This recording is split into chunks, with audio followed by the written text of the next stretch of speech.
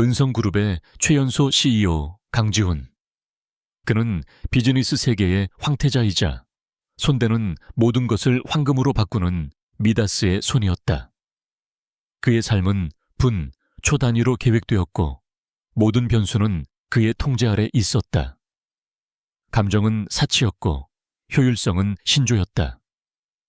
그런 그의 완벽한 세계를 뒤흔든 것은 돌아가신 할아버지의 유언장에 적힌 단 한 줄의 문장이었다. 그의 모든 것을 앗아갈 수도 있는 그야말로 터무니없는 조건. 과연 그는 이 운명의 장난을 어떻게 받아들일 것인가? 서울의 가장 고급스러운 한정식 레스토랑, 그 안에서도 가장 깊숙한 곳에 위치한 별실에는 무거운 침묵이 흐르고 있었다. 최고급 나전칠기로 장식된 공간은 그 자체로 예술품이었지만 테이블 양끝에 앉은 두 사람 사이에 냉기는 그 화려함을 무색하게 만들었다. 한쪽에는 흠잡을 데 없는 맞춤 정장 차림의 강지훈이 앉아 있었다. 그의 날카로운 눈빛은 눈앞의 서류를 훑고 있었지만 그의 온 신경은 맞은편의 여자에게 쏠려 있었다. 윤설이. 유언장의 주인공이자 오늘부터 그의 법적 아내가 될 여자였다. 그녀는 소박한 원피스 차림이었다. 화려한 장소와는 어울리지 않는 평범한 모습. 하지만 그녀의 눈은 놀라울 정도로 맑고 고요했다. 지우는 속으로 혀를 찼다. 조부께서는 대체 무슨 생각으로 이런 여자를 자신의 짝으로 정한 것일까? 그의 눈에 비친 그녀는 세상 물정 모르는 순진한 아가씨, 그 이상도 이하도 아니었다. 어쩌면 갑작스러운 행운에 어쩔 줄 몰라 하는 중일지도 모른다. 그는 이 모든 상황을 최대한 빨리 그리고 효율적으로 끝내고 싶었다. 지훈 옆에 배석한 변호사가 딱딱한 목소리로 입을 열었다. 고 강민철 회장님의 유언에 따라 강지훈 대표님은 윤설이 씨와 법적으로 혼인해야만 은성그룹의 모든 상속권을 정식으로 승계받게 됩니다. 만약 이행하지 않을 시 모든 경영권은 전문 경영인에게 위임될 것입니다. 지훈은 이미 수십 번도 더 들은 그 내용을 다시 한번 확인하며 미간을 찌푸렸다. 조부의 마지막 변덕은 너무나도 가혹했다. 그는 이 결혼을 하나의 M&A, 즉 인수합병 과정처럼 처리하기로 마음먹었다. 감정 없는 계약, 철저한 비즈니스. 지훈은 서류에서 눈을 떼고 처음으로 서리의 눈을 똑바로 쳐다보았다. 그의 목소리는 얼음장처럼 차가웠다. 결혼의 조건입니다. 첫째, 우리는 각자의 사생활을 존중합니다. 둘째, 대외적으로 필요한 경우를 제외하고 서로에게 불필요한 접촉이나 감정적 교류는 없을 겁니다. 셋째, 이 결혼은 내가 은성그룹을 완전히 장악하는 즉시 상호 합의해 종료될 수 있습니다. 그 대가로 결혼 생활 동안 윤설이 씨에게는 부족함 없는 생활과 이혼 시 상당한 금액의 위자료를 보장하겠습니다. 동의하십니까? 그는 그녀가 당연히 동의할 것이라 확신했다. 돈과 명예, 어떤 여자가 거부하겠는가? 하지만 설이의 반응은 그의 예상을 빗나갔다. 그녀는 잠시 지훈을 바라보더니 작지만 단호한 목소리로 말했다. 저도 조건이 있습니다. 지훈의 눈썹이 살짝 치켜 올라갔다. 순진해 보이는 얼굴 뒤에 다른 속셈이 있었던 건가? 그는 팔짱을 끼고 의자 깊숙이 몸을 기댔다. 말해보시죠. 설이는 자세를 고쳐 앉고 차분하게 말을 이었다. 다른 것은 모두 동의합니다. 하지만 단 한 가지, 제가 어디서 무엇을 하든 제 개인적인 행동에 대해 묻지도 간섭하지도 말아주세요.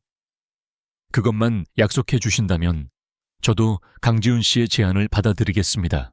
그녀의 조건은 너무나도 간단해서 오히려 허무할 정도였다. 지훈은 속으로 비웃었다. 당연한 일이었다. 그는 애초에 그녀의 삶에 조금의 관심도 가질 생각이 없었다. 좋습니다. 그 조건 받아들이죠. 그는 마치 거대한 프로젝트 계약을 성사시킨 것처럼 망설임 없이 서류에 자신의 이름을 적어 넣었다. 서리 또한 담담한 표정으로 그의 맞은편에서 자신의 이름을 썼다. 그렇게 두 사람의 결혼은 사랑도 설렘도 없이 차가운 계약서 한 장으로 시작되었다. 그 누구도 이 계약이 서로의 운명을 송두리째 뒤흔들게 될 줄은 상상하지 못했다. 결혼식은 계약이 체결된 지 일주일 만에 이루어졌다. 지훈의 지시에 따라 모든 것은 신속하고 조용하게 진행되었다. 수백 명의 하객이 모이는 화려한 호텔 예식장이 아닌 강씨 가문의 사람들 몇 명과 변호사만이 참석한 채플에서의 작은 언약식이었다. 서리는 지훈의 비서가 골라준 가장 단순한 디자인의 웨딩드레스를 입었고 지훈은 평소와 다름없는 비즈니스 정장 차림이었다. 주례 앞에서 기계적으로 예 라고 대답하는 그의 목소리에는 어떠한 감정도 실려 있지 않았다. 서리 역시 마찬가지였다. 그녀는 무표정한 얼굴로 반지를 끼고 짧은 예식을 마쳤다. 그녀의 고요함은 마치 이 모든 상황이 자신과는 아무런 상관이 없다는 듯한 태연함으로 비춰졌다. 지훈은 그런 그녀의 모습이 마음에 들지 않았지만 동시에 안도했다. 감정적으로 얽히지 않을 상대라는 점은 이 계약 결혼에서 가장 중요한 요소였기 때문이다. 그는 이 지긋지긋한 의무가 드디어 끝났다는 생각에 빨리 이곳을 벗어나고 싶을 뿐이었다. 그날 밤 지훈의 펜트하우스에 도착한 두 사람 사이에는 어색한 침묵만이 흘렀다. 도시의 야경이 한눈에 들어오는 거대한 거실은 두 사람이 있기에는 너무나도 넓고 삭막하게 느껴졌다. 지훈은 넥타이를 거칠게 풀어헤치며 서리에게 말했다. 2층 동쪽 끝이 당신 방입니다. 필요한 것이 있다면 집사에게 말하도록 하세요. 내 서재와 침실에는 허락 없이 들어오지 않았으면 합니다. 그리고 이건 그는 지갑에서 블랙카드를 꺼내 테이블 위에 던지듯 올려놓았다. 필요한 곳에 쓰세요. 아내로서의 품위 유지비라고 생각하면 될 겁니다. 그의 행동 하나하나에는 그녀를 동등한 아내가 아닌 돈으로 고용한 계약 파트너로 대하는 태도가 명백하게 드러났다. 보통의 여자라면 자존심이 상했을 법도 한 상황이었지만 서리는 그저 조용히 카드를 집어들었다. 그리고는 옅은 미소까지 지으며 말했다. 감사합니다. 잘 쓸게요. 그녀의 수능적인 태도는 지훈의 예상을 한치도 벗어나지 않았다. 그는 자신의 판단이 옳았다고 생각하며 만족스러운 표정을 지었다. 그는 그녀가 이 집에서 조용히 그림자처럼 지내주기를 바랐다. 서리는 자신의 방으로 안내받았다. 펜트하우스의 방 하나라고는 믿기지 않을 만큼 넓고 호화로운 공간이었다. 하지만 그녀는 그 어떤 것에도 감흥을 보이지 않았다. 그녀는 짐가방에서 낡은 액자 하나와 작은 화분 몇 개를 꺼내 창가에 놓았다. 그것들은 이 차가운 공간에서 유일하게 그녀의 온기를 담고 있는 물건들이었다. 창밖으로 보이는 서울의 화려한 야경을 바라보며 그녀는 깊은 생각에 잠겼다. 그녀의 눈빛은 더 이상 순진한 꽃집 아가씨의 것이 아니었다. 그 안에는 차가운 결의와 날카로운 지성이 번뜩이고 있었다. 윤설이, 이제부터 시작이야. 다음 날 아침, 지훈은 이른 시간부터 회사로 출근할 준비를 했다. 그가 식당으로 내려왔을 때 테이블에는 이미 정갈하게 차려진 한식 아침 식사가 준비되어 있었다. 그는 당연히 집사가 준비했을 것이라 생각했다. 하지만 주방에서 앞치마를 두른 채 걸어 나오는 서리의 모습에 그는 순간 걸음을 멈췄다. 그녀는 태연하게 국그릇을 그의 앞에 놓으며 말했다. 입에 맞을지 모르겠네요. 간단하게 준비해봤어요. 지훈은 의심스러운 눈초리로 음식을 바라보았다. 이런 건 집사가 할 일입니다. 굳이 당신이 나설 필요 없어요. 그의 목소리는 여전히 차가웠지만 어딘지 모르게 평소의 날카로움은 조금 무뎌져 있었다. 서리는 어깨를 으쓱하며 대답했다. 그래도 이제 한 집에 사는 사이인데 아침 정도는 챙겨줄 수 있죠. 부담 갖지 마세요. 그냥 제 아침을 차리는 김에 조금 더 한 것뿐이니까요. 그녀는 자신의 자리에 앉아 아무렇지 않게 식사를 시작했다.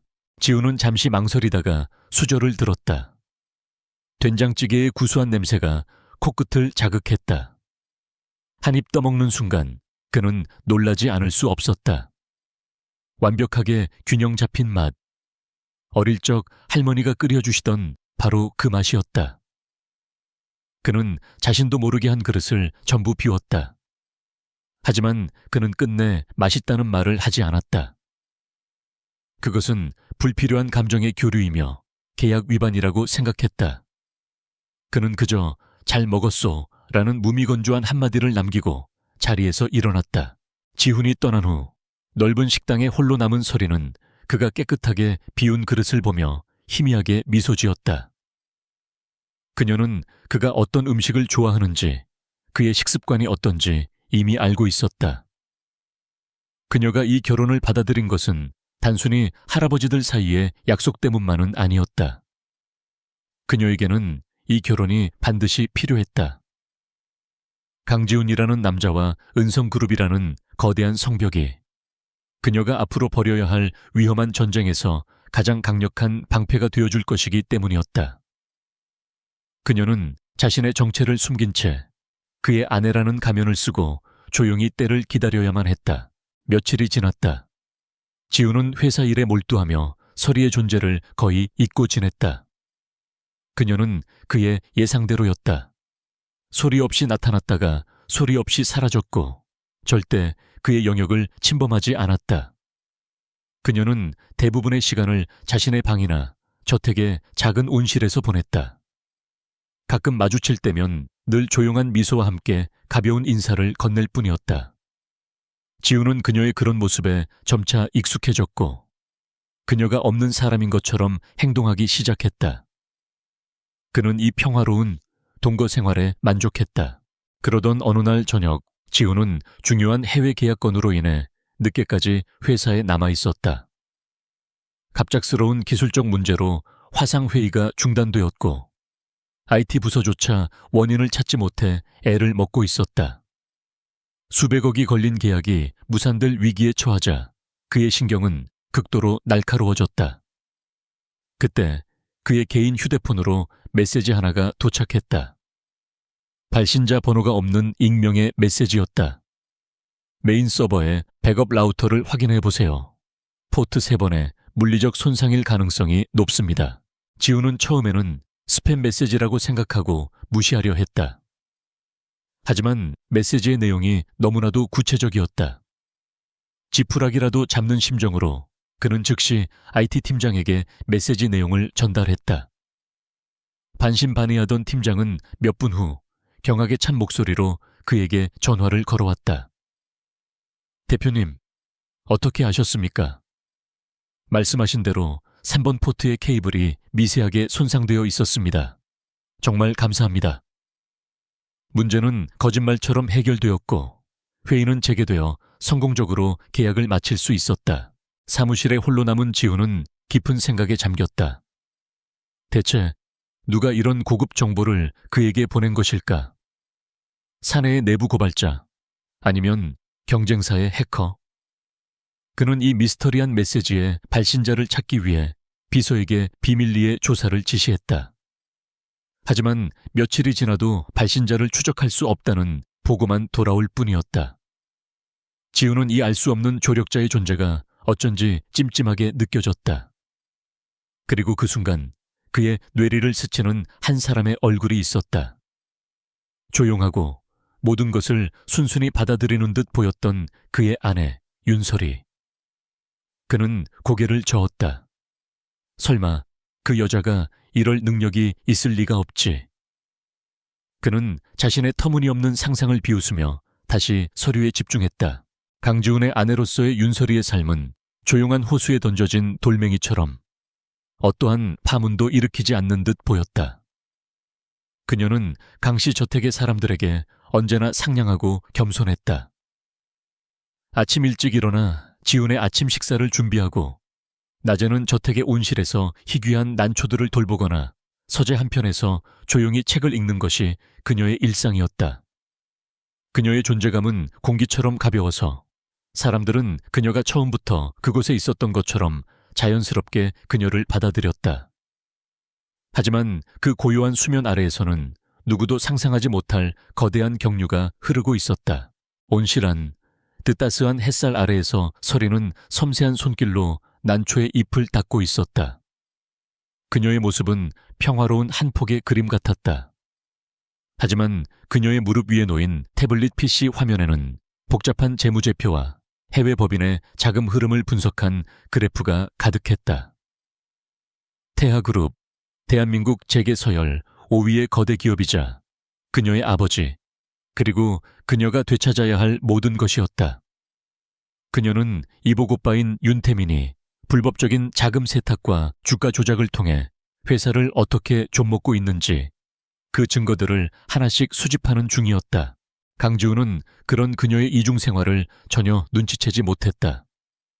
그에게 윤설이는 여전히 순진하고 세상 물정 모르는 여자일 뿐이었다. 하지만 아주 가끔 그는 그녀에게서 설명할 수 없는 위화감을 느끼곤 했다. 어느 날 저녁 그는 서재에서 업무를 보고 있다가 무심코 거실 쪽을 보게 되었다. 소파에 앉아있던 서리는 누군가와 통화를 하고 있었는데 평소의 부드러운 말투와는 전혀 다른 날카롭고 권위적인 목소리로 무언가를 지시하고 있었다. 자금 추적은 스위스 계좌에서 멈췄다고. 아니, 페이퍼 컴퍼니를 한 번 더 거쳤을 거야. 케이맨 제도의 루트를 다시 확인해봐. 이번 주 안으로 보고하도록. 지우는 순간 자신의 귀를 의심했다. 그가 헛것을 들었나 싶어 다시 귀를 기울였을 때 서리는 이미 전화를 끊고 있었다. 인기척을 느낀 그녀가 고개를 돌렸고 그녀의 눈이 지훈과 마주쳤다. 그녀는 순간 당황한 듯 했지만 이내 평소의 온화한 미소를 지으며 말했다. 아, 일하고 계셨군요. 방해해서 죄송해요.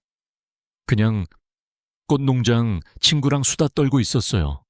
요즘 네덜란드에서 새로운 품종을 들여오는 문제로 골치가 아픈가 봐요. 그녀의 변명은 너무나도 자연스러워서 지훈은 자신이 잘못 들었을 것이라고 결론 내릴 수밖에 없었다. 하지만 그의 마음속에는 작은 의심의 씨앗이 심어졌다. 그 무렵 은성그룹의 첫 번째 위기가 닥쳐왔다. 은성바이오가 개발 중인 신약 기술의 핵심 데이터가 유출되었다는 악의적인 루머가 증권가 정보지를 통해 퍼져나가기 시작했다. 아무런 근거 없는 소문이었지만 시장은 민감하게 반응했다. 은성그룹의 주가는 연일 폭락했고 투자자들의 항의 전화가 빗발쳤다. 지훈은 비상경영체제를 선포하고 밤낮으로 사태 수습에 매달렸다. 그는 이것이 단순한 루머가 아니라 은성을 흔들려는 누군가의 치밀한 공격임을 직감했다. 서리는 저녁 뉴스에서 심각한 표정으로 인터뷰하는 지훈의 모습을 보았다. 그리고 루머의 진원지와 확산 방식을 분석한 기사를 읽으며 그녀는 단번에 이것이 누구의 소행인지 알아차렸다. 윤태민, 그의 방식이었다. 직접적인 공격보다는 교묘한 심리전과 여론 조작으로 상대를 서서히 질식시키는 것. 그녀는 심장이 차갑게 내려앉는 것을 느꼈다. 윤태민의 칼날이 마침내 강지훈에게까지 향한 것이다.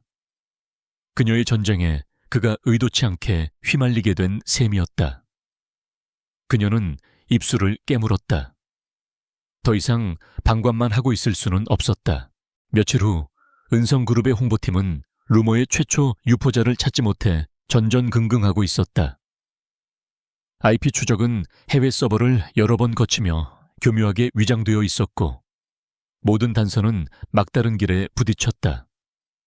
지훈이 초조하게 사무실을 서성이고 있을 때 또다시 익명의 메시지가 도착했다. 루머는 찾지 말고 루머를 반박할 더 큰 뉴스를 터뜨리세요. D7, JM제약과의 M&A 협상. 성공을 기원합니다. 지훈은 메시지를 보고 온몸에 소름이 돋았다. JM제약과의 인수합병은 그룹 내에서도 극소수만 아는 1급 기밀 프로젝트였다. 대체 이 발신자는 어디까지 알고 있는 것인가? 하지만 그는 더 이상 망설일 시간이 없었다. 그는 즉시 이사회를 소집하여 JM 제약과의 M&A를 공식적으로 발표했다. 시장은 충격에 휩싸였다. 신약 기술 유출이라는 악재를 단숨에 덮어버리는 거대한 호재였다. 폭락하던 은성그룹의 주가는 급반등하기 시작했고 위기는 새로운 기회로 전환되었다. 지우는 다시 한번 보이지 않는 조력자의 도움으로 위기를 넘겼지만 그의 마음은 더욱 복잡해졌다. 그리고 그의 의심은 점점 더 한 사람, 그의 아내 윤설이에게로 향하고 있었다. 그 의심에 쐐기를 박는 사건은 어느 주말 저녁에 일어났다. 지우는 사업상 중요한 자선 파티에 설이를 동반해야만 했다. 계약 조항에 대외적으로 필요한 경우라는 문구가 있었기에 설이는 군말 없이 그를 따랐다. 그녀는 화려한 드레스 대신 단정하고 우아한 검은색 원피스를 선택했다. 파티장에서도 그녀는 불필요한 주목을 끌지 않으려 노력하며 조용히 지훈의 곁을 지켰다. 지훈은 그런 그녀의 모습이 자신의 아내 역할에 충실한 것이라고 생각하며 내심 안도했다. 파티가 끝나고 주차장으로 향하던 길이었다. 인적이 드문 지하 주차장에서 갑자기 어둠 속에서 두 명의 괴한이 나타나 그들의 앞을 가로막았다. 그들은 칼을 휘두르며 위협적으로 다가왔다. 강지훈 사장님, 잠시 저희랑 얘기 좀 하시죠. 지훈은 본능적으로 서리를 자신의 등 뒤로 숨기며 침착하게 상황을 살폈다. 전문적으로 훈련받은 자들 같지는 않았지만 흉기를 들고 있어 섣불리 움직일 수 없었다. 그가 어떻게 이 상황을 타개할지 머리를 굴리는 바로 그 순간이었다. 괴한 중 한 명이 서리의 팔을 거칠게 잡아채려 했다. 그 순간 믿을 수 없는 일이 벌어졌다. 지훈의 등 뒤에 숨어있던 서리가 번개처럼 움직였다. 그녀는 남자의 손목을 잡아 비틀고 팔꿈치 관절을 정확하게 가격했다. 으악 하는 비명과 함께 남자의 손에서 칼이 떨어져 나갔다. 그녀는 멈추지 않고 몸의 중심을 낮춰 남자의 다리를 걸어 넘어뜨린 후 그의 목에 팔을 감아 순식간에 제압했다. 모든 것이 눈 깜짝할 사이에 일어난 일이었다. 남은 한 명의 괴한과 지훈은 그저 멍하니 그 광경을 바라볼 수밖에 없었다. 서리의 움직임은 단순한 호신술 수준이 아니었다. 군더더기 없고 효율적이며 상대의 급소를 정확히 노리는 전문가의 기술이었다. 당황한 나머지 괴한이 그녀에게 덤벼들려 하자 서리의 눈빛이 얼음처럼 차갑게 변했다. 움직이지 마. 다음엔 팔이 부러지는 걸로 끝나지 않을 테니까. 그녀의 목소리에는 평소의 온화함이라고는 찾아볼 수 없는 살벌한 기운이 서려 있었다. 그 기세에 압도된 괴한은 잠시 주춤했고 그 사이 경비원들이 몰려와 상황은 종료되었다. 펜트하우스로 돌아오는 차 안. 두 사람 사이에는 숨막히는 침묵이 흘렀다. 지훈은 운전대를 잡은 채 아무 말도 하지 않았지만 그의 머릿속은 수만 가지 질문으로 폭발할 지경이었다. 꽃이나 가꾸던 순진한 여자가 보여줄 수 있는 몸놀림이 아니었다. 그는 일부러 가장 한적한 길로 차를 몰았다. 마침내 한강변의 조용한 곳에 차를 세운 그는 시동을 끄고 서리를 바라보았다. 그의 눈빛은 그 어느 때보다도 날카롭고 집요했다. 오늘 일 설명해야 할 것 같은데 서리는 창밖을 바라보고 있었다. 그녀의 얼굴은 가로등 불빛에 비쳐 창백해 보였다. 그녀는 잠시 망설이는 듯 하더니 이내 고개를 돌려 지훈을 마주 보았다. 예전에 안 좋은 일을 겪은 적이 있어요. 그래서 호신술을 좀 배웠고요. 그녀의 목소리는 미세하게 떨리고 있었다. 지훈은 그녀의 말을 믿지 않았다. 그것은 배운 수준이 아니었다. 몸에 완전히 체화된 실전적인 기술이었다. 어디서, 누구에게 배웠지? 그가 추궁하듯 물었다. 서리는 고개를 저었다. 그냥 작은 도장이었어요. 오래전 일이라 잘 기억나지 않아요. 그녀는 더 이상 말하고 싶지 않다는 듯 입을 다물었다. 지우는 그녀의 얼굴을 뚫어져라 쳐다보았다. 그녀의 눈은 여전히 고요했지만 그 깊은 곳에서 무언가 단단한 것을 숨기고 있다는 것을 그는 느낄 수 있었다. 그는 더 이상 묻지 않았다. 증거 없는 추궁은 의미가 없었다. 하지만 그는 이제 확신했다. 자신의 아내 윤설이는 거대한 비밀을 감춘 채 그를 속이고 있다는 것을. 평범한 아내에 가면 뒤에 숨겨진 그녀의 진짜 얼굴은 과연 무엇일까? 그날 이후 강지훈은 윤설이를 단순한 계약 파트너가 아닌 반드시 정체를 밝혀내야 할 미스터리로 여기기 시작했다. 지하 주차장의 그날 밤 이후 강지훈과 윤설이 사이에는 새로운 종류의 긴장감이 흘렀다. 그것은 더 이상 단순한 무관심이나 계약으로 인한 어색함이 아니었다.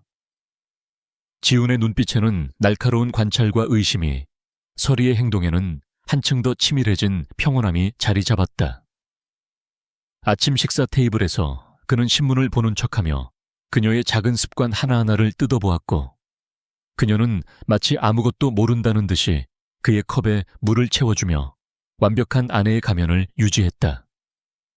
얼음으로 된 벽은 여전했지만 그 표면 아래 보이지 않는 균열이 가기 시작하고 있었다. 위기는 이전보다 훨씬 더 거대하고 파괴적인 형태로 은성그룹을 덮쳤다. 은성건설이 사활을 걸고 추진 중이던 최첨단 스마트시티 건설 현장에서 핵심 골조에 사용된 철근이 기준 미달의 불량 자재라는 투서가 방송국과 검찰에 동시에 접수된 것이다. 언론은 기다렸다는 듯이 대대적으로 보도하기 시작했고, 안전을 무시한 부도덕한 기업이라는 프레임이 씌워졌다. 공사는 전면 중단되었고 주가는 곤두박질쳤으며 그룹의 이미지는 하루아침에 나락으로 떨어졌다. 지훈은 분노에 휩싸였다. 이것은 단순한 사고가 아니었다. 내부 공모 없이는 불가능한 명백한 사보타주였다. 그는 즉시 진상조사팀을 꾸리고 밤샘 회의를 이어갔다. 하지만 상황은 그에게 최악의 방향으로 흘러갔다. 모든 증거와 서류가 자재 납품을 담당했던 자회사의 한 임원을 범인으로 지목하고 있었다. 그는 지훈의 아버지가 살아계실 때부터 회사를 위해 헌신해온 지훈이 가장 신뢰하는 인물 중 한 명이었다. 교묘하게 조작된 증거 앞에 그 임원은 억울함을 호소했지만 그를 믿어주기에는 상황이 너무나도 불리했다. 서재에서 홀로 고뇌에 잠긴 지훈의 모습은 위태로워 보였다. 그는 보이지 않는 적의 소나기 안에서 놀아나고 있다는 무력감에 휩싸였다. 적은 그의 사업뿐만 아니라 그의 신념과 인간관계까지 파괴하려 하고 있었다. 그는 평생을 바쳐 회사를 지켜온 충직한 부하를 자신의 손으로 내쳐야 할지도 모르는 상황에 직면한 것이다. 그의 날카롭던 눈빛은 흐려졌고 완벽하게 통제되던 그의 세계는 속수무책으로 흔들리고 있었다. 한편 설이는 자신의 방에서 이 모든 상황을 실시간으로 파악하고 있었다. 그녀의 태블릿 화면에는 은성그룹의 내부망 보안을 뚫고 확보한 각종 보고서와 CCTV 영상들이 떠 있었다. 윤태민. 이번 공격 역시 그의 작품임이 틀림없었다.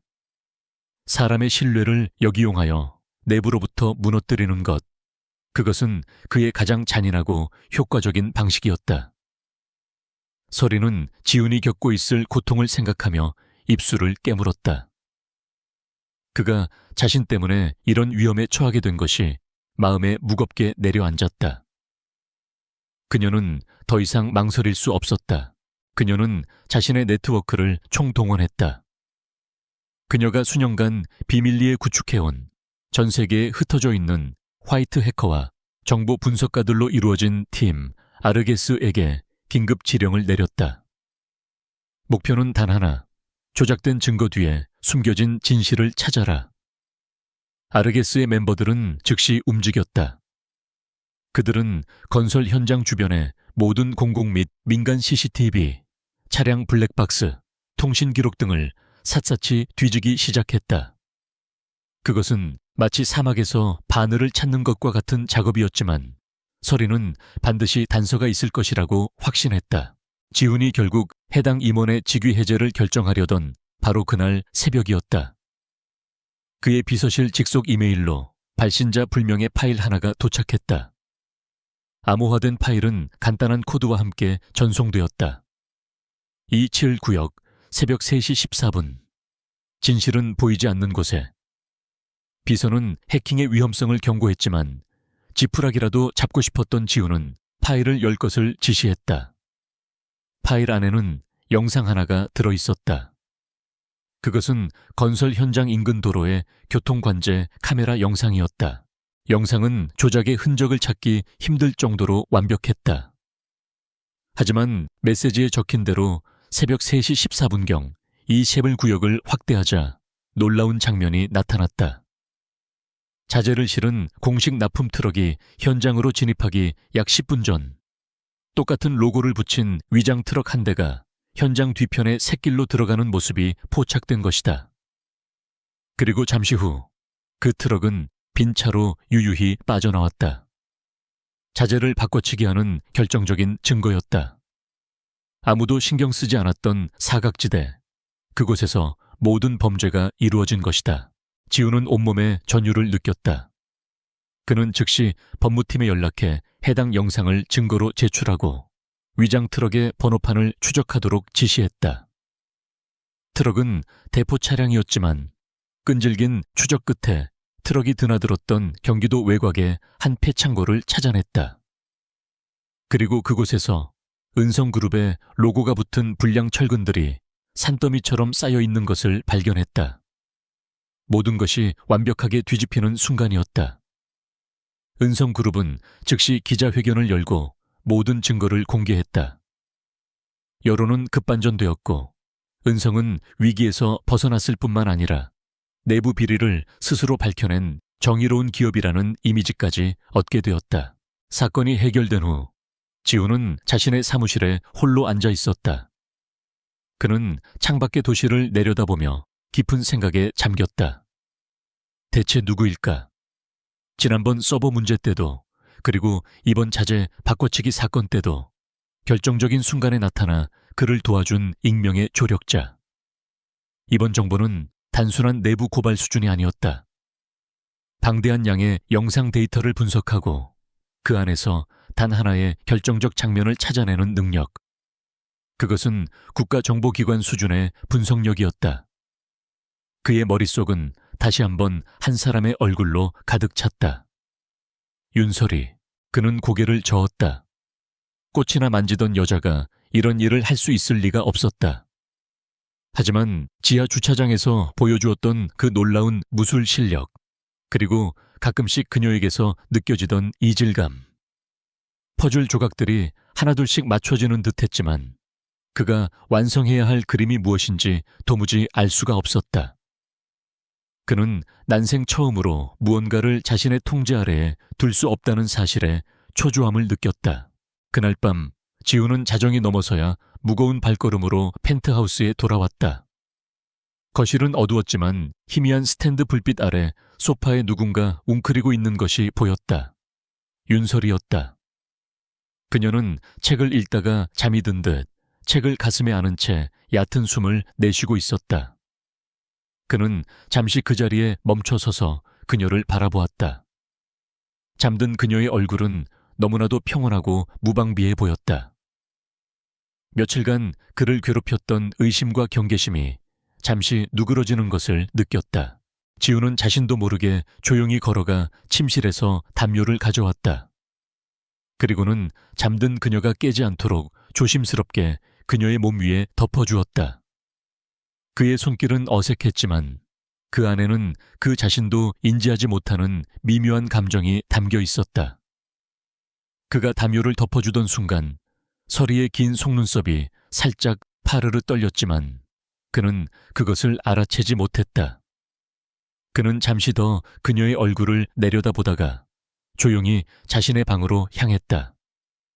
그날 밤 두 사람을 가로막고 있던 차가운 얼음 벽에 분명하고 따뜻한 균열이 생겨나고 있었다. 그것은 단순한 호기심을 넘어 한 인간에 대한 이해의 시작이었다. 강지훈이 덮어준 담요의 온기는 윤설이가 잠에서 깬 후에도 오랫동안 그녀의 어깨에 남아 있었다. 다음 날 아침 식탁에 마주 앉은 두 사람 사이의 공기는 미묘하게 달라져 있었다. 지훈의 시선은 여전히 날카로웠지만 그 안에는 단순한 의심을 넘어선 어떤 복잡한 감정이 담겨 있었다. 설이 역시 그의 변화를 감지했다. 그녀는 말없이 그의 접시에 그가 좋아하는 반찬을 놓아주었다. 그들의 계약 결혼은 여전히 유효했지만 보이지 않는 감정의 파동이 두 사람의 얼어붙은 관계를 조금씩 흔들기 시작하고 있었다. 하지만 그 위태로운 평화는 한 통의 전화로 산산조각 났다.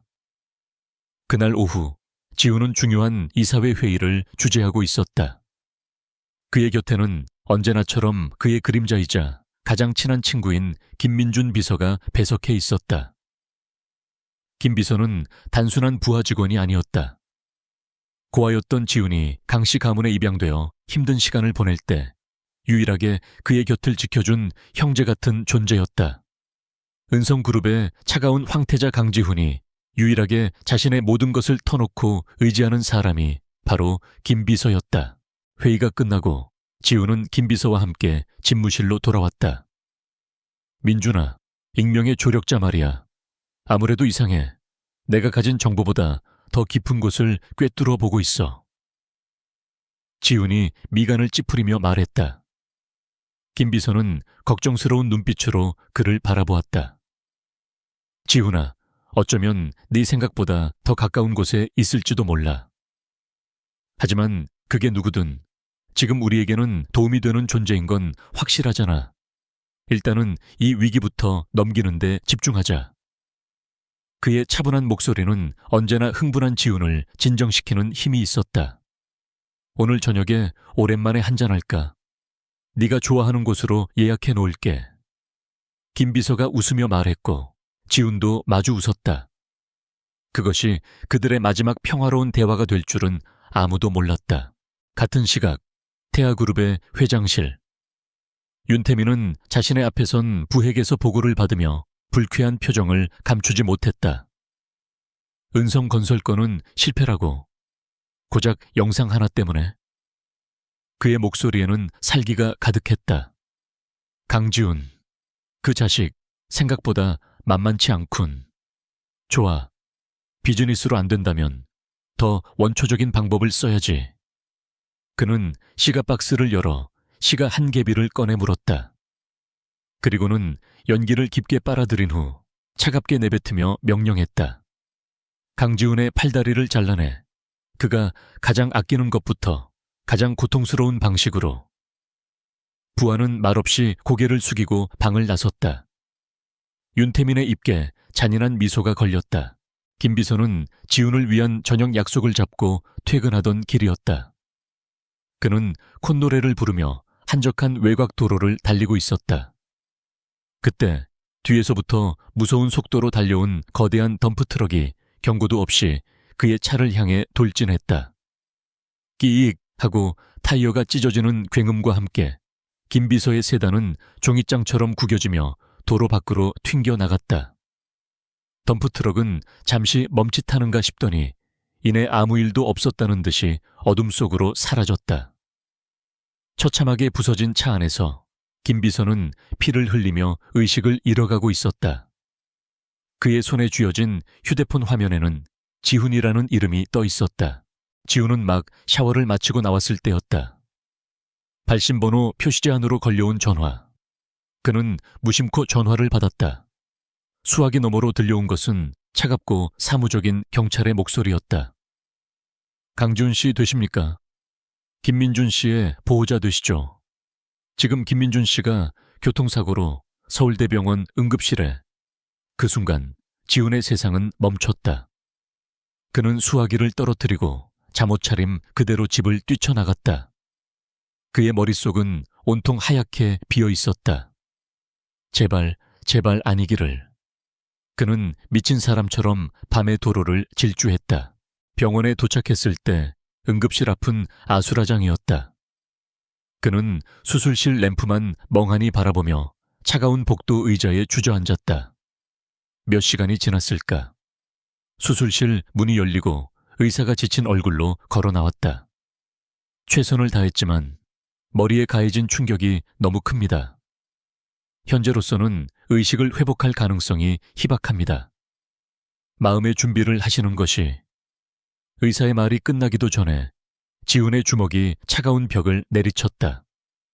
쿵 하는 소리와 함께 그의 손등에서 피가 흘러내렸지만 그는 아무런 고통도 느끼지 못했다. 그의 눈에는 이성을 잃은 분노와 절망만이 가득했다. 그는 중환자실 유리창 너머로 수많은 기계에 둘러싸여 누워있는 김 비서의 모습을 보았다. 창백한 얼굴, 미동도 없는 모습.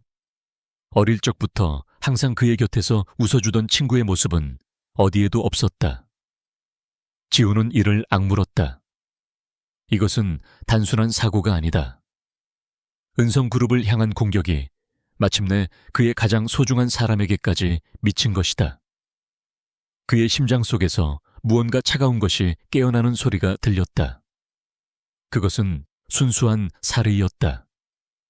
누구든 반드시 찾아내서 내 손으로 죽여버릴 거야.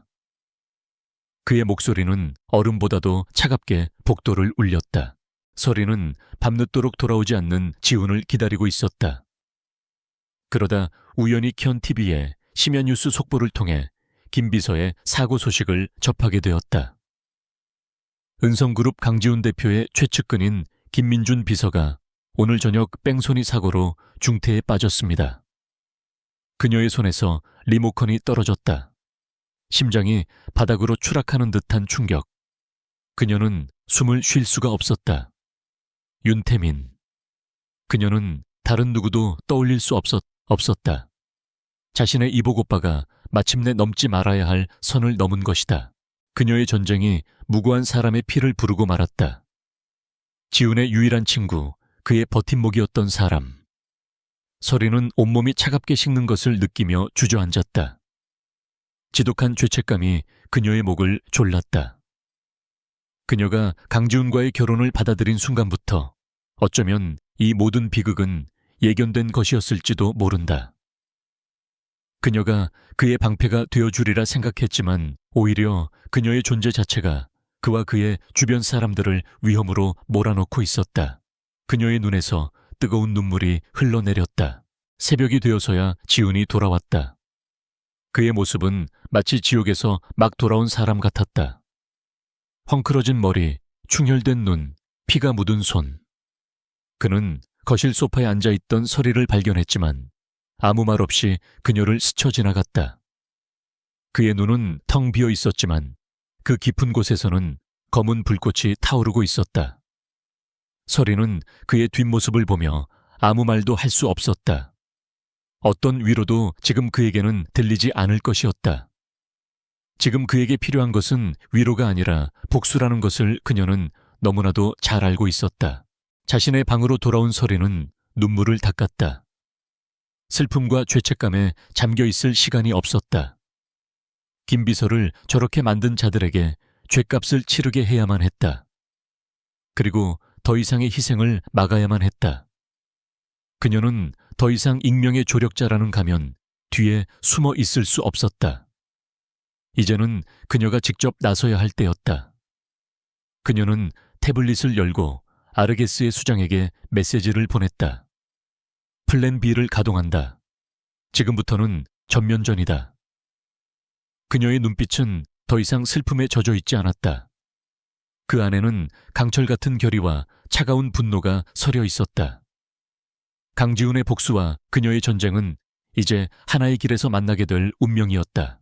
김민준 비서가 쓰러진 후 강지훈의 펜트하우스는 거대한 빙하가 되어버렸다. 웃음소리는 사라졌고 온기는 증발했다. 지훈은 더 이상 집에서 식사를 하지 않았고 잠을 자지도 않았다. 그는 회사 집무실에 설치된 간이 침대에서 쪽잠을 자며 24시간 내내 범인을 추적하는 데에만 몰두했다. 그의 눈은 복수심으로 붉게 타올랐고 그를 아는 모든 사람들은 얼음장 같은 그의 모습에 감히 말도 붙이지 못했다. 그는 은성그룹이 가진 모든 정보력과 자금력을 총동원하여 뺑소니 트럭의 행방을 쫓았다. 서리는 그 지옥 같은 침묵 속에서 홀로 그를 지켜보았다.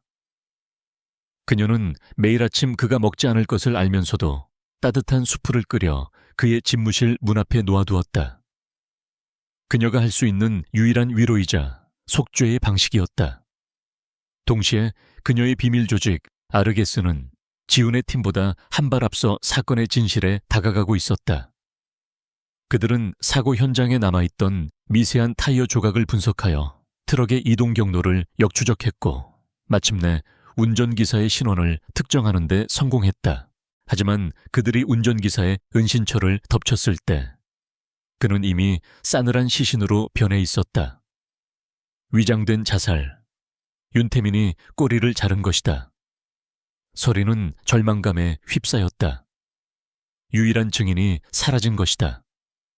하지만 그녀는 포기하지 않았다. 그녀는 아르게스에게 운전기사의 모든 금융거래 내역과 통신 기록을 샅샅이 뒤지라고 명령했다. 그가 거액의 돈을 받았을 것이고 그 돈의 출처를 찾아내면 윤태민과의 연결고리를 증명할 수 있을 것이라 확신했다. 한편 강지훈의 팀 역시 끈질긴 추적 끝에 운전기사의 신원을 파악했다. 그리고 그들은 서리가 놓친 단서 하나를 발견했다. 운전기사가 돈을 받은 계좌가 대포 계좌가 아니라는 점이었다. 그것은 스위스의 한 비밀 금고와 연계된 유령 법인의 계좌였는데 그 법인의 소유주를 추적하던 지훈의 정보팀은 경악을 금치 못했다. 모든 서류상의 증거가 가리키는 소유주의 이름. 그것은 바로 윤설이라는 이름으로 활동했던 한 자선재단의 이사장이었다. 보고서를 받아든 지훈의 손이 부들부들 떨렸다. 그는 자신의 눈을 믿을 수가 없었다. 보고서를 몇 번이고 다시 읽었지만 결과는 바뀌지 않았다. 그의 친구를 죽음의 문턱까지 몰고 간 그 더러운 돈의 출처가 바로 자신의 아내 윤설이에게로 향하고 있었다. 그 순간 그의 머릿속에서 흩어져 있던 모든 퍼즐 조각들이 하나의 끔찍한 그림으로 맞춰지기 시작했다. 익명의 조력자, 놀라운 무술 실력, 가끔씩 보이던 이질적인 모습들. 그것은 순진한 가면 뒤에 숨겨진 악마의 얼굴이었던가. 그가 받았던 모든 도움은 그의 신뢰를 얻기 위한 기만이었고 이 결혼 자체가 그를 파멸시키기 위한 거대한 함정이었던 것이다. 배신감. 지독한 배신감이 그의 심장을 갈기갈기 찢어놓았다. 그의 친구가 죽어가고 있는 동안 범인은 바로 자신의 집에 자신의 아내라는 이름으로 함께 있었던 것이다. 그의 이성은 순식간에 증발했고 차가운 분노만이 남아 그의 온몸을 지배했다. 그는 피에 젖은 보고서를 움켜쥐고 지옥의 사자처럼 펜트하우스를 향해 차를 몰았다. 그는 그녀의 입에서 직접 진실을 들어야만 했다. 그리고 그 대가를 치르게 할 생각이었다.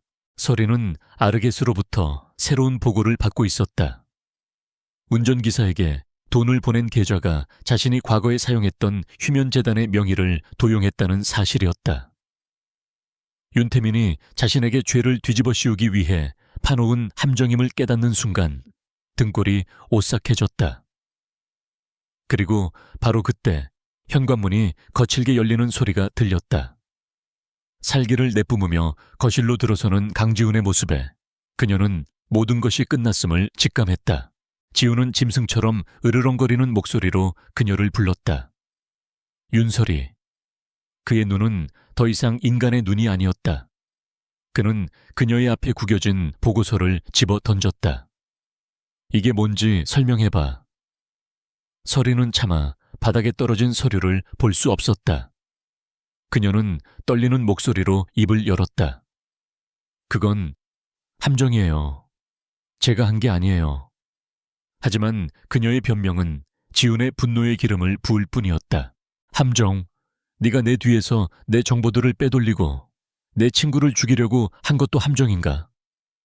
네, 그 순진한 얼굴에 속아 넘어간 내가 병신이었지. 그는 그녀의 어깨를 거칠게 움켜쥐었다. 그의 힘에 못 이겨 그녀의 몸이 휘청거렸다. 대체 왜 그랬어? 내가 가진 모든 걸 빼앗고 싶었나? 말해. 네 정체가 대체 뭐야? 그의 절규가 텅 빈 거실을 울렸다. 서리의 눈에서 눈물이 하염없이 흘러내렸다. 그녀는 아무 말도 할 수 없었다. 어떤 말을 해도 그는 믿어주지 않을 것이다. 그의 눈에 비친 자신은 이미 친구를 배신한 추악한 악녀일 뿐이었다. 바로 그 순간이었다. 거실의 대형 TV 화면에 긴급 속보 자막이 떠올랐다. 두 사람의 휴대폰도 동시에 요란하게 울리기 시작했다. 단독 보도. 실종된 태하그룹의 유일한 상속녀 윤설이 은성그룹 강지훈 대표의 아내로 밝혀져 충격.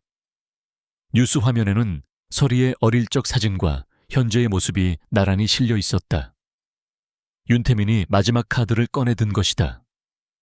그는 설이의 정체를 세상에 폭로함으로써 그녀를 사회적으로 매장하고 강지훈에게는 돌이킬 수 없는 모욕감을 주려 했다.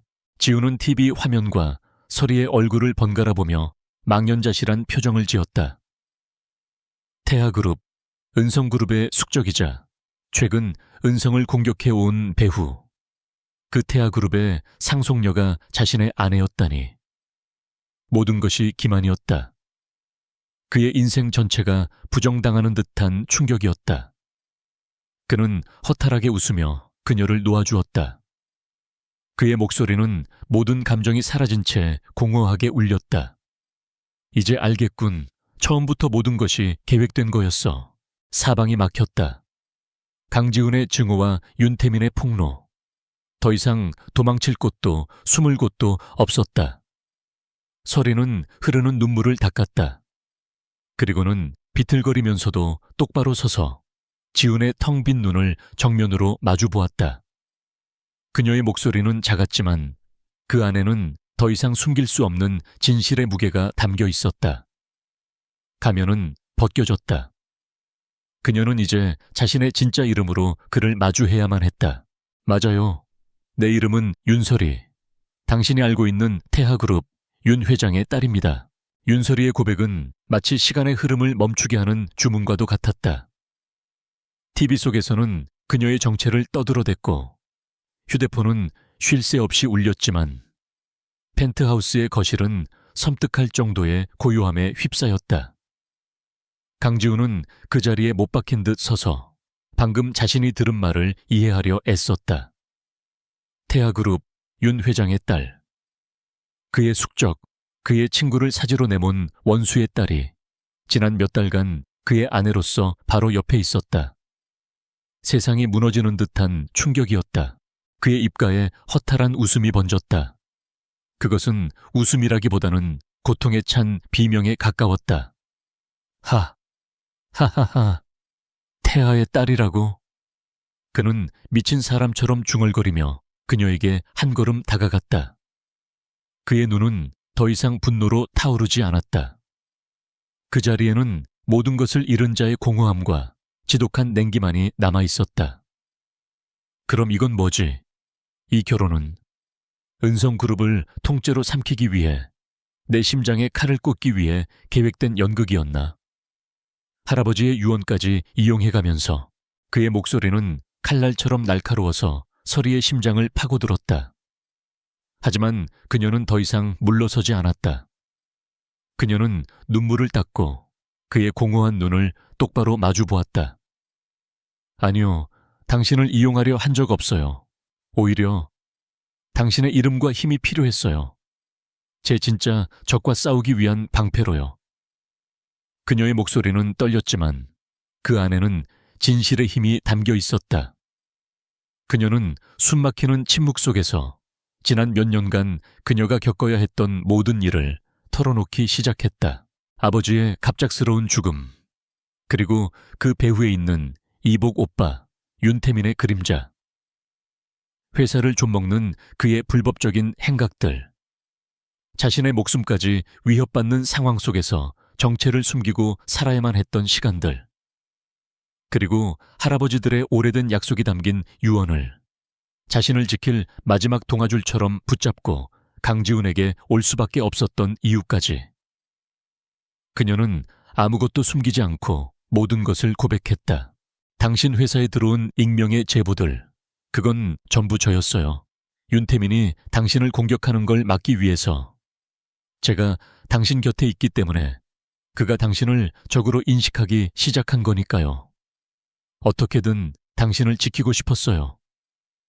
그녀의 목소리는 절박했다. 하지만 지훈의 표정은 변하지 않았다. 그의 마음은 이미 배신감이라는 두꺼운 얼음으로 뒤덮여 있었다.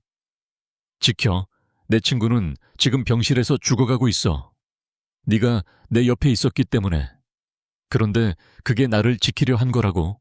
바로 그때 서리는 결심한 듯 태블릿 PC를 들어 그에게 내밀었다.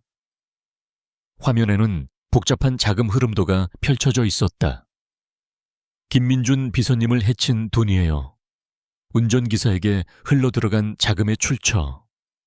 제 명의를 도용한 유령 법인을 거쳤지만 그 돈이 처음 시작된 곳은 여기 윤태민의 스위스 비자금 계좌예요. 그것은 아르게스가 밤을 새워 찾아낸 결정적인 증거였다. 윤태민이 서리에게 죄를 뒤집어 씌우기 위해 판 함정의 설계도였다. 지우는 태블릿을 빼앗듯 받아들었다. 그의 눈은 믿을 수 없다는 듯이 화면의 데이터를 빠르게 훑어내렸다. 그는 금융 전문가였다. 그 흐름도가 조작된 것이 아니라는 것쯤은 한눈에 알 수 있었다. 그의 머릿속에서 모든 것이 재구성되기 시작했다. 앞뒤가 맞지 않았던 사건들, 너무나도 시기적절했던 익명의 제보, 그리고 이번 사건의 교묘한 함정까지. 윤설이의 이야기는 그가 마주했던 모든 혼란을 설명하는 유일한 논리였다. 그의 심장을 덮고 있던 분노의 얼음이 조금씩 녹아내리기 시작했다. 그리고 그 자리에는 차가운 이성이 들어섰다. 그의 적은 눈앞의 이 여자가 아니었다. 그와 그녀, 그리고 김민준까지 모두를 지옥으로 몰아넣으려 하는 진짜 적은 따로 있었다. 바로 윤태민이었다. 지우는 깊은 한숨을 내쉬며 태블릿을 내려놓았다. 그는 지독한 피로감을 느끼며 소파에 주저앉았다. 그래서 당신은 태아그룹을 되찾고 싶고 나는 내 친구의 복수를 해야 하고 우리의 목표가 같다는 건가? 그의 목소리에는 여전히 경계심이 가득했지만 맹목적인 분노는 사라져 있었다. 서리는 조심스럽게 그의 맞은편에 앉았다. 윤태민은 보통 상대가 아니에요. 그의 뒤에는 법과 정치를 주무르는 거대한 카르텔이 있어요. 혼자서는 절대 이길 수 없어요. 하지만 우리가 힘을 합친다면. 그녀의 말이 차에 끝나기도 전에 지훈이 그녀의 말을 잘랐다. 연합이라. 재미있군. 그는 팔짱을 끼고 그녀를 뜯어보았다. 마치 처음 보는 사람을 분석하듯 혹은 새로운 사업 파트너를 평가하듯. 좋아, 당신의 제안을 받아들이지. 그의 결정은 빨랐다. 하지만 착각하지 마. 이건 당신을 믿어서가 아니야. 오직 내 복수를 위해, 그리고 은성을 지키기 위해 당신의 정보가 필요할 뿐이야. 이건 신뢰가 아닌 철저한 비즈니스 동맹이다. 그의 말은 차가웠지만 서리는 작게 고개를 끄덕였다. 그녀는 그 이상을 바라지 않았다. 이것만으로도 충분했다. 그녀는 드디어 혼자가 아니었다. 그렇게 그날 밤 대한민국에서 가장 위태로운 동맹이 결성되었다. 차가운 계약으로 시작된 결혼은 이제 피해 복수와 거대한 야망을 공유하는 전략적 파트너십으로 변모했다. 더 이상 서로를 속이지도 탐색하지도 않았다. 대신 그들은 서로가 가진 무기를 꺼내 보이기 시작했다. 지우는 은성그룹의 막강한 자금력과 정보망을, 서리는 태아그룹의 내부 사정과 그녀의 비밀 조직 아르게스를 테이블 위에 올려놓았다. 그들의 첫 번째 회의는 바로 그 자리에서 새벽이 밝아올 때까지 이어졌다. 펜트하우스의 거실은 거대한 작전 상황실이 되었다. 두 사람은 서로의 정보를 교환하고 윤태민의 약점을 분석하며 앞으로의 계획을 세웠다. 대화를 나누는 동안 지우는 자신이 알던 순진한 아내가 아닌 날카로운 통찰력과 대담한 전략을 가진 진짜 윤설이의 모습을 보았다. 그는 자신도 모르게 그녀의 의견에 귀를 기울이고 그녀의 분석에 감탄했다. 설이 역시 마찬가지였다. 절망 속에서도 냉철함을 잃지 않고 거대한 복수의 판을 짜는 강지훈의 모습에서 그녀는 전에 없던 강한 신뢰를 느꼈다. 동이틀 무렵 두 사람은 마침내 첫 번째 작전 계획을 완성했다. 거실 창밖으로 서울의 아침이 밝아오고 있었다. 밤새 이어진 격렬한 감정의 폭풍과 치열한 두뇌 싸움 끝에 두 사람 사이에는 묘한 동질감이 흐르고 있었다. 그들은 더 이상 서로에게 남이 아니었다. 같은 적을 가진 동지이자 서로의 등을 맡겨야 하는 파트너였다. 지우는 자리에서 일어나 설이에게 손을 내밀었다. 이제부터 시작이다. 설이는 망설임 없이 그의 손을 잡았다. 두 사람의 차가운 손이 맞잡는 순간 복수를 향한 위험한 동맹의 막이 올랐다. 복수를 향한 위험한 동맹이 시작된 후 강지훈의 펜트하우스는 거대한 전쟁 지휘 본부로 변모했다. 거실의 고급스러운 가구들은 한쪽으로 밀려났고 그 자리는 수많은 모니터와 화이트보드 그리고 복잡한 데이터가 가득한 서버들로 채워졌다. 강지훈과 윤설이 두 사람은 더 이상 계약상의 부부가 아니었다. 그들은 밤낮을 가리지 않고 윤태민이라는 거대한 적을 무너뜨리기 위해 머리를 맞대는 최고의 전략 파트너였다.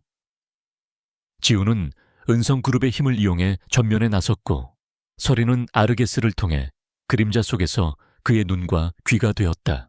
그들의 첫 번째 목표는 윤태민의 자금줄을 끊는 것이었다.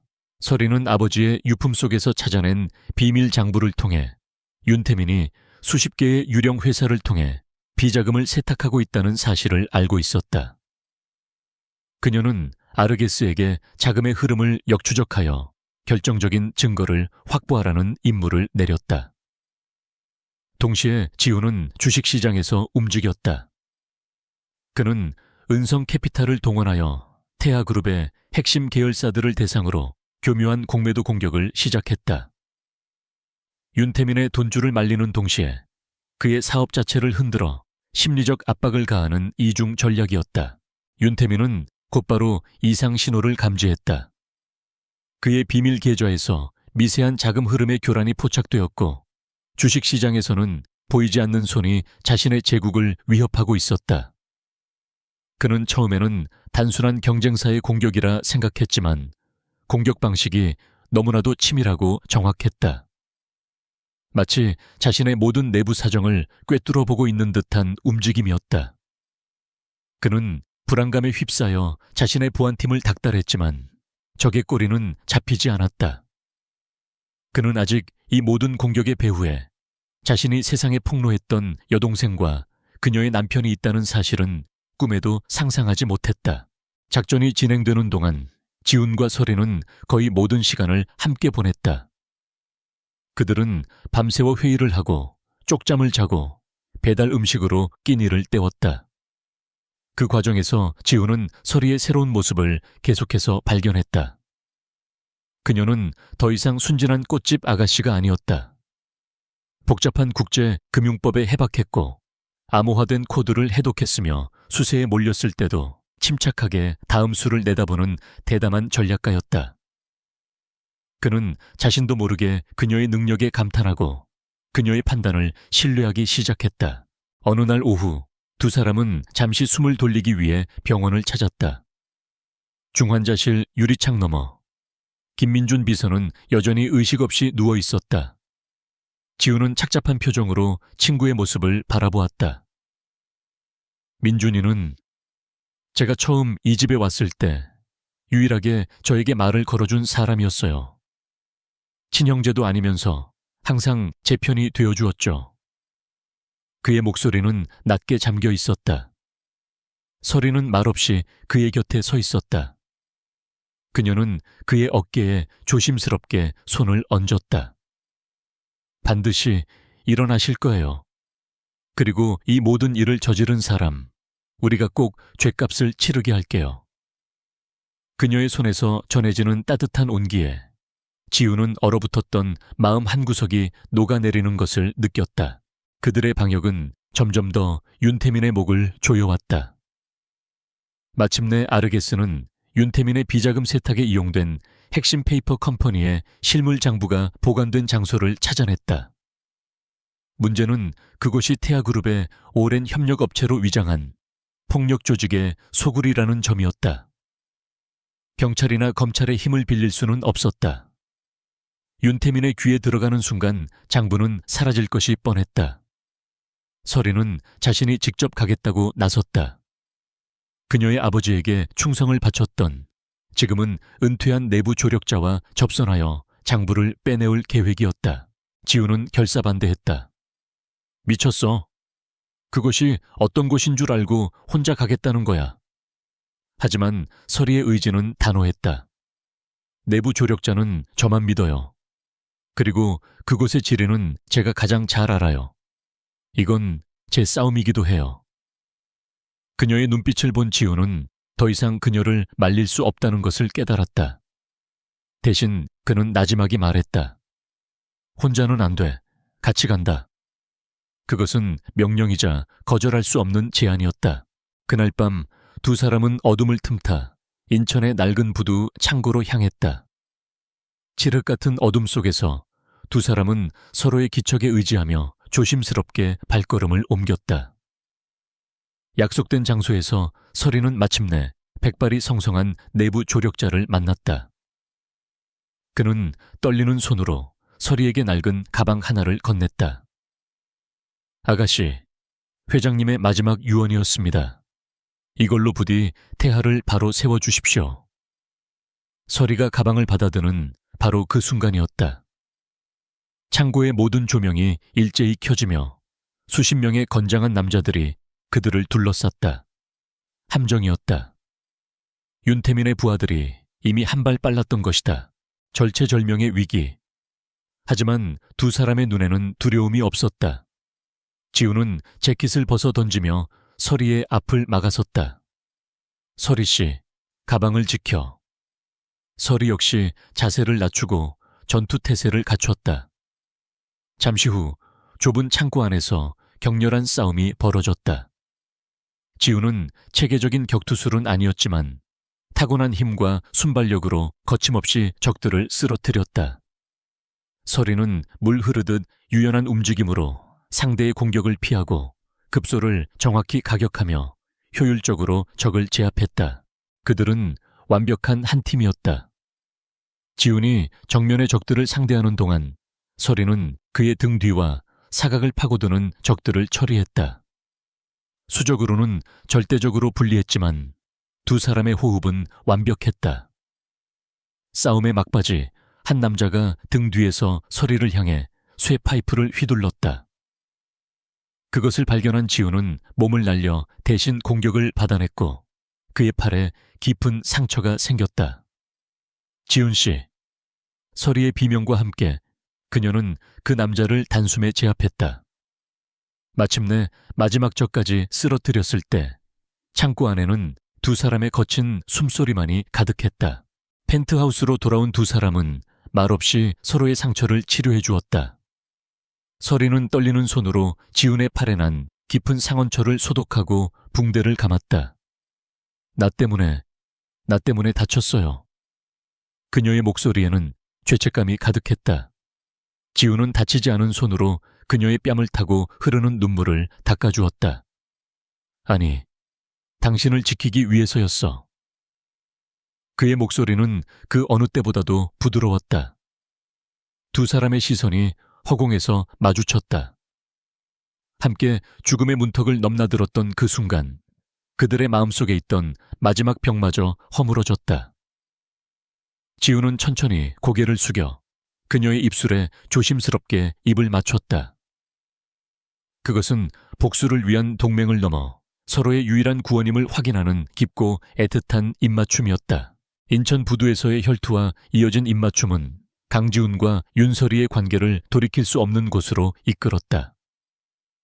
그들은 더 이상 복수라는 공동의 목표만으로 묶인 동맹이 아니었다. 서로의 상처를 보듬고 서로의 등을 지키며 서로의 유일한 안식처가 되어주는 존재가 되었다. 밤샘 작전 회의는 여전히 이어졌지만 그 사이에는 따뜻한 커피를 건네는 손길과 걱정스러운 눈빛, 그리고 지친 어깨를 말없이 감싸주는 온기가 더해졌다. 그들의 위험한 동거는 마침내 사랑이라는 이름의 견고한 성이 되었다. 그들이 목숨 걸고 손에 넣은 비밀 장부는 윤태민의 제국을 무너뜨릴 수 있는 마지막 열쇠였다. 장부에는 지난 10년간 윤태민이 저지른 모든 회계부정, 비자금 조성, 정관계 로비의 내역이 빽빽하게 기록되어 있었다. 두 사람은 마지막 결전을 준비했다. 그 무대는 바로 일주일 앞으로 다가온 태아그룹의 정기 주주총회장이었다. 그곳에서 모든 주주와 언론이 지켜보는 가운데 윤태민의 가면을 벗기고 그의 죄를 만천에 공개할 계획이었다. 결전의 날까지 남은 시간은 일주일. 두 사람은 한순간도 쉬지 않고 움직였다. 서린은 아르게스를 통해 장부의 내용을 뒷받침할 추가 증거들을 수집하고 아버지에게 충성을 바쳤던 옛 임원들과 비밀리에 접촉하여 우호 지분을 확보해 나갔다. 지우는 은성그룹의 법무팀과 회계팀을 총동원하여 장부의 법적 효력을 검토하고 주주총회에서 윤태민을 끌어내릴 가장 효과적인 시나리오를 설계했다. 그것은 마치 거대한 체스판 위에서 벌이는 마지막 수 싸움과도 같았다. 주주총회 전날 밤, 펜트하우스의 작전실에는 무거운 긴장감이 흘렀다. 모든 준비는 끝났다. 화이트보드에는 내일 벌어질 모든 상황에 대한 시뮬레이션이 빼곡히 적혀 있었다.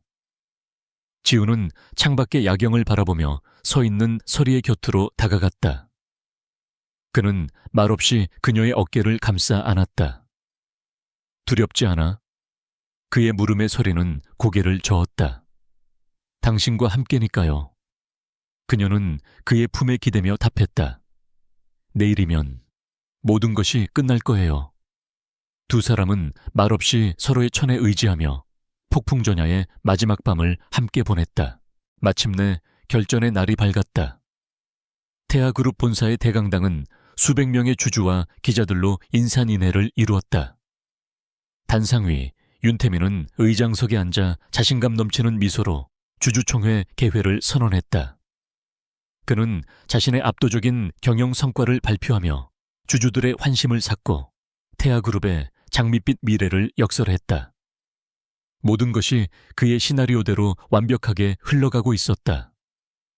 그는 곧 있을 재신임 안건 통과를 의심치 않았다. 강지훈과 윤설이가 그의 제국에 가한 균열을 그는 아직 눈치채지 못하고 있었다. 그럼 다음 안건인 대표이사 재신임 건에 대한 표결을 윤태민이 의사봉을 들어 올린 바로 그 순간이었다. 쾅 하는 소리와 함께 굳게 닫혀있던 강당의 뒷문이 활짝 열렸다. 모든 사람들의 시선이 문 쪽으로 쏠렸다. 그곳에는 마치 암흑 속에서 걸어나온 빛처럼 강지훈과 윤설이가 나란히 서 있었다. 강당은 순식간에 아수라장이 되었다. 죽은 줄 알았던 혹은 실종된 줄 알았던 태아그룹의 진짜 상속녀가 경쟁그룹의 수장과 함께 나타난 것이다. 기자들의 카메라 플래시가 미친 듯이 터져 나왔다. 윤태민의 얼굴에서 미소가 사라졌다. 그의 눈은 경악과 분노로 이글거렸다. 네가 어떻게 여기에?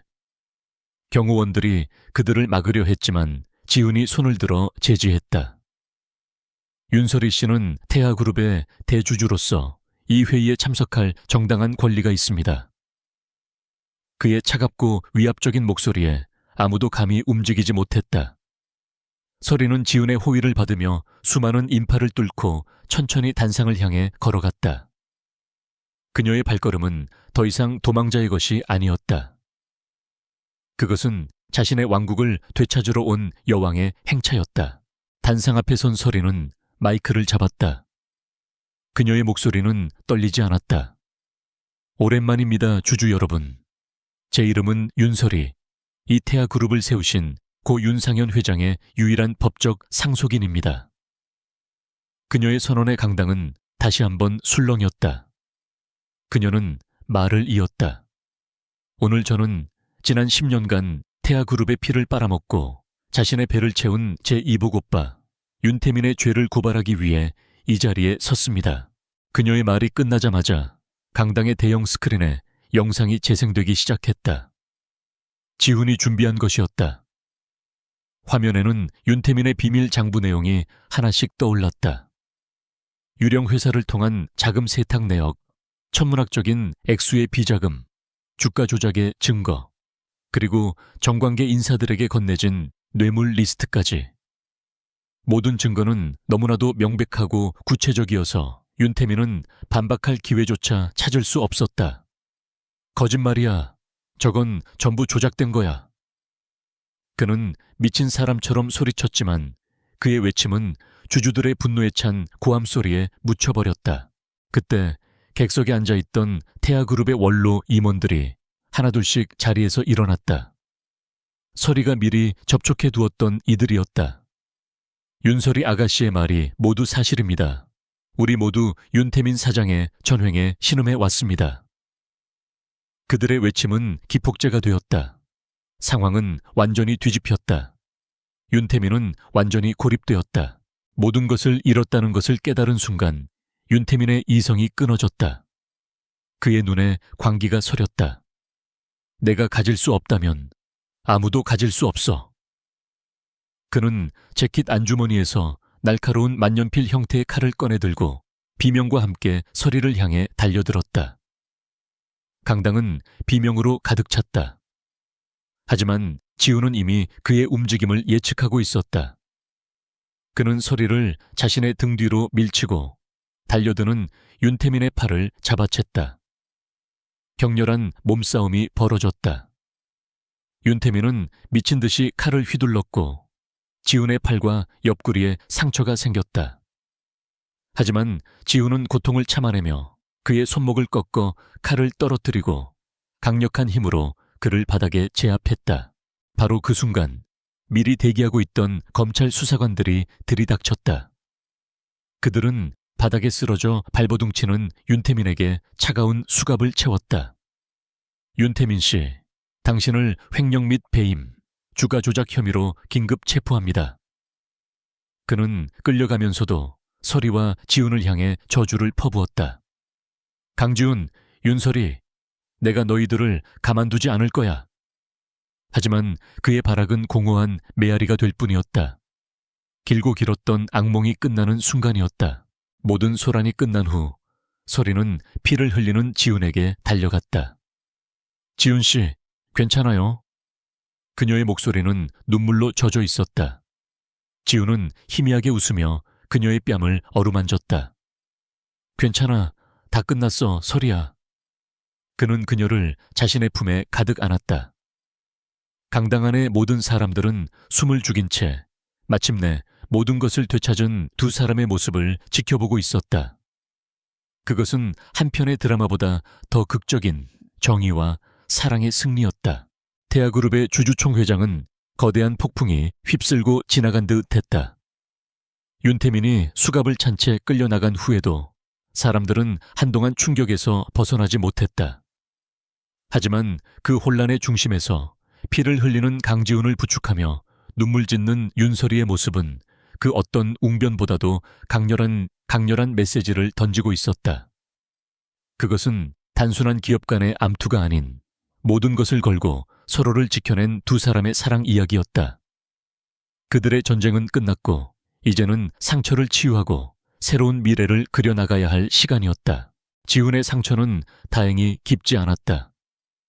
병원으로 이송된 그는 몇 반을 꿰매는 응급처치를 받은 후 안정을 취했다. 그가 병실에서 눈을 떴을 때 가장 먼저 보인 것은 자신의 손을 꼭 잡은 채 곁에서 잠든 서리의 모습이었다. 그녀의 뺨에는 아직 마르지 않은 눈물 자국이 남아 있었다. 그는 다치지 않은 손으로 그녀의 머리카락을 조심스럽게 쓸어 넘겼다. 이 여자를 만나지 못했다면 자신의 얼어붙었던 세상은 영원히 녹지 않았을 것이다. 할아버지의 터무니없던 유언이 이제는 그의 인생을 구원한 가장 위대한 선물이 되었음을 그는 깨달았다.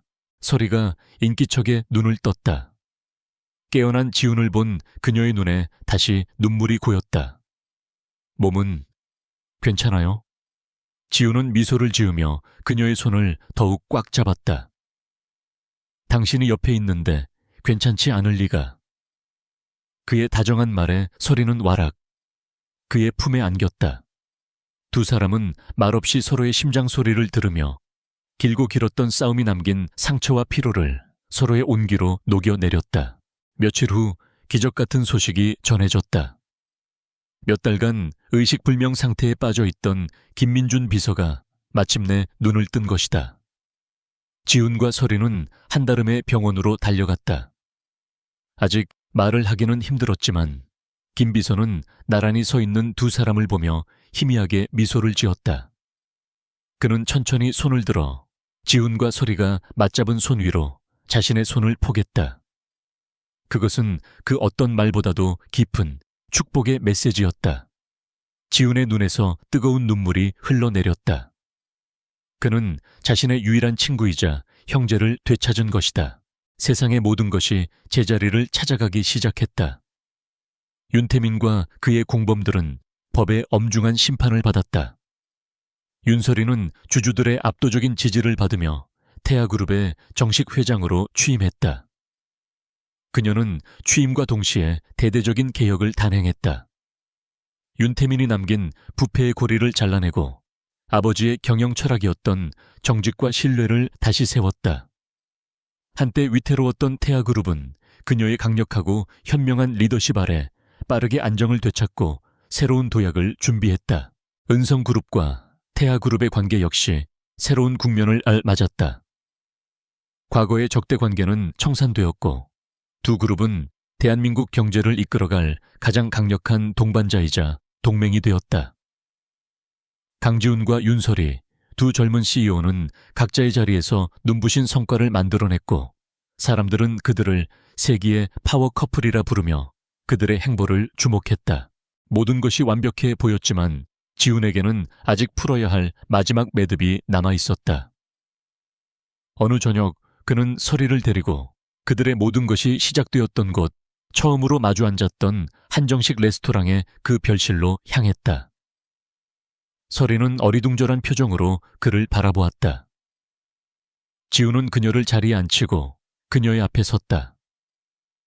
그리고는 서리의 손을 잡고 천천히 한쪽 무릎을 꿇었다. 세월이야. 그의 목소리는 진심으로 떨리고 있었다. 우리의 시작은 차가운 계약서 한 장이었지. 나는 당신을 오해했고 당신은 내게 정체를 숨겼어. 우리는 서로에게 상처를 주고 또 서로의 상처를 보듬으며 여기까지 왔어. 그는 품에서 작은 벨벳 상자를 꺼내 열었다. 그 안에는 세상에서 가장 아름다운 다이아몬드 반지가 밤하늘의 별처럼 빛나고 있었다. 이제 그 계약을 파기하고 싶어. 그리고 내 심장으로, 내 온전한 진심으로 새로운 계약을 하고 싶어. 평생 당신만을 사랑하고 당신 곁을 지키고 당신의 가장 든든한 동반자가 되겠다는 계약. 윤설이, 나와 다시 한번 결혼해 줄래? 서리의 눈에서 뜨거운 눈물이 쉴 새 없이 흘러내렸다. 그녀는 고개를 숙인 채 어깨를 들썩이며 울었다. 하지만 그것은 슬픔의 눈물이 아니었다. 세상에서 가장 행복한 여자의 기쁨의 눈물이었다.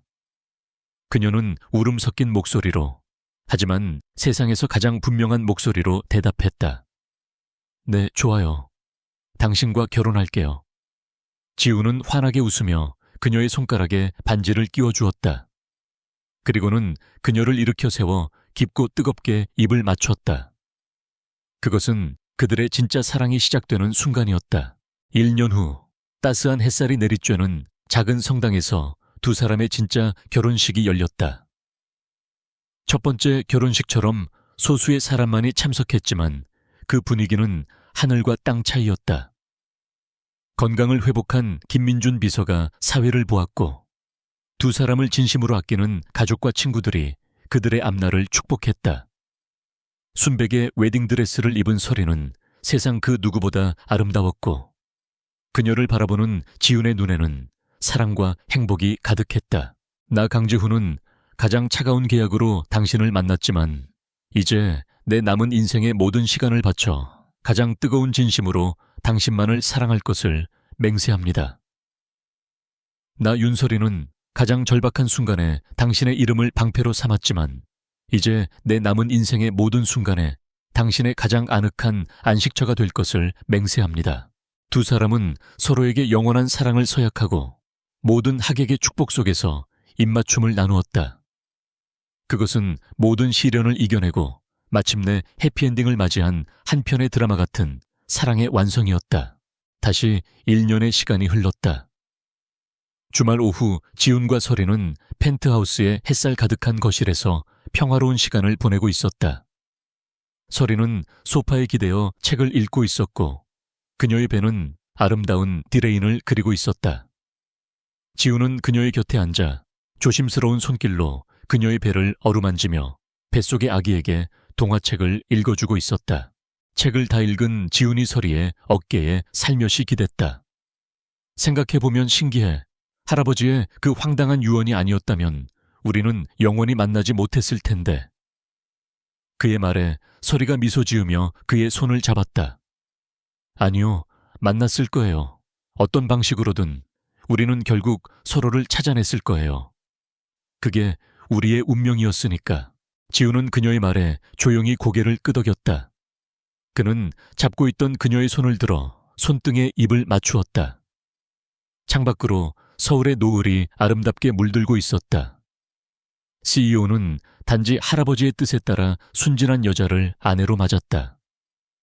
하지만 그녀는 그의 얼어붙은 세상을 녹여준 유일한 사랑이었고 그는 그녀의 험난한 세상에 기꺼이 방패가 되어준 단 한 사람이었다. 그렇게 운명처럼 시작된 그들의 이야기는 이제 영원한 사랑이 되어 조용히 흘러가고 있었다.